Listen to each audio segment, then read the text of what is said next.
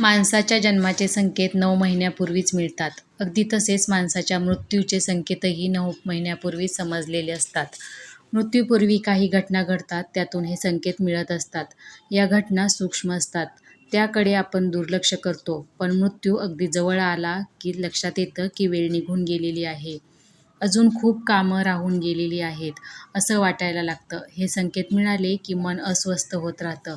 हिंदू धार्मिक ग्रंथानुसार मृत्यूवेळी मन शांत आणि इच्छामुक्त असेल तर कोणत्याही त्रासाविना माणसाचे प्राण शरीराचा त्याग करतं.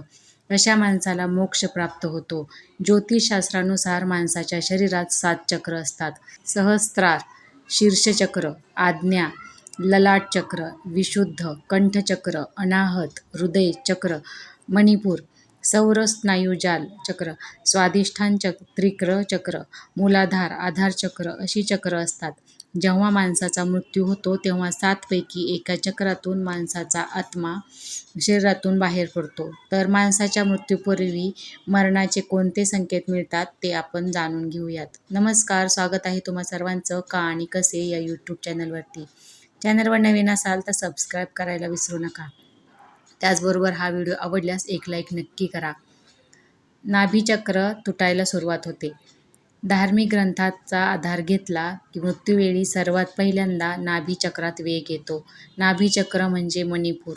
ध्यानचक्र तुटतं. नाभी शरीराचे केंद्रीय स्थान असते, कारण तेथून माणसाच्या जन्माची सुरुवात झालेली असते. येथूनच माणसाचा प्राण शरीरापासून वेगळा होतो. त्यामुळे मृत्यूचा पहिला संकेत नाभीचक्रात जाणवतो. हे नाभीचक्र एका दिवसात तुटत नाही, त्याला खूप वेळ लागतो. जसा जसा नाभीचक्र तुटत जातो तसा मृत्यू जवळ येत राहतो.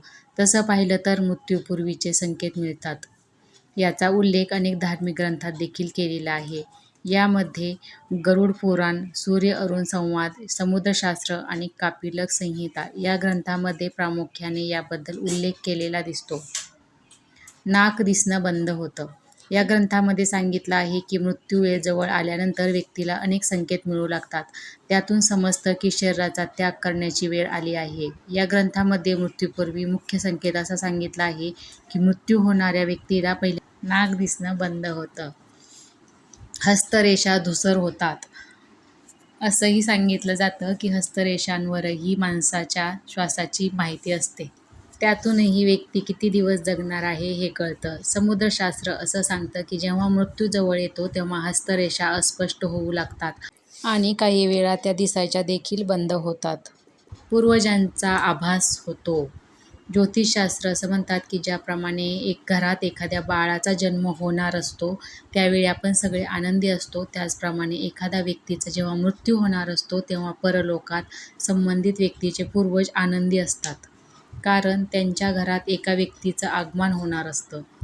त्यामुळेच मृत्यू होण्यापूर्वी माणसाला त्याच्या आजूबाजूला पूर्वजांच्या प्रतिमा दिसत असल्याचा भास होतो. यामध्ये त्या व्यक्तीला त्यांचे पूर्वज आणि अनेक मृत्यू पावलेल्या व्यक्ती दिसू लागतात. कधीकधी या प्रतिमा इतक्या गडद असतात की त्या व्यक्तीला भीतीसुद्धा वाटते. अशुभ आणि भीतीदायक स्वप्न पडतात.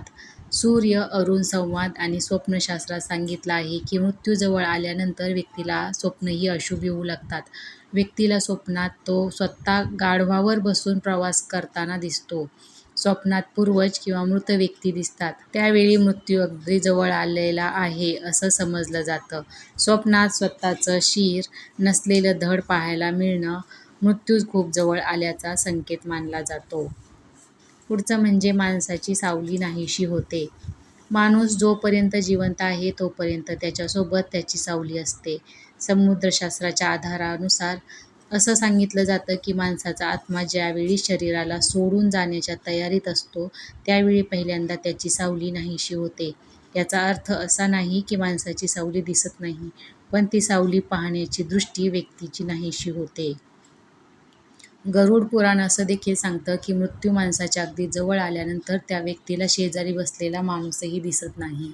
त्या व्यक्तीमध्ये त्यांना यमदूत दिसू लागतात. त्यांना पाहून व्यक्ती घाबरतो. 24 तास अखंडपणे चालणारा माणसाचा श्वास हाच माणसाचा जन्म आणि मृत्यू ठरवतो. पण माणसाच्या श्वासावर त्याचाच अधिकार नसतो. गरुड पुराणानुसार जोपर्यंत माणूस जिवंत आहे तोपर्यंत माणसाचा श्वास सरळ सुरू असतो, पण मृत्यू जवळ आला की तो श्वास उलट्या दिशेने सुरू होतो. तर कसा वाटला तुम्हाला आजचा हा व्हिडिओ कमेंट करून नक्की सांगा आणि चॅनलवर नवीन असाल तर सबस्क्राईब करायला विसरू नका. त्याचबरोबर हा व्हिडिओ आवडल्यास एक लाईक नक्की करा आणि हा व्हिडिओ जास्तीत जास्त लोकांपर्यंत शेअर करा, म्हणजे याची नक्की कोणाला तरी मदत होईल. चला तर मग भेटूयात पुढच्या व्हिडिओमध्ये. तोपर्यंत धन्यवाद.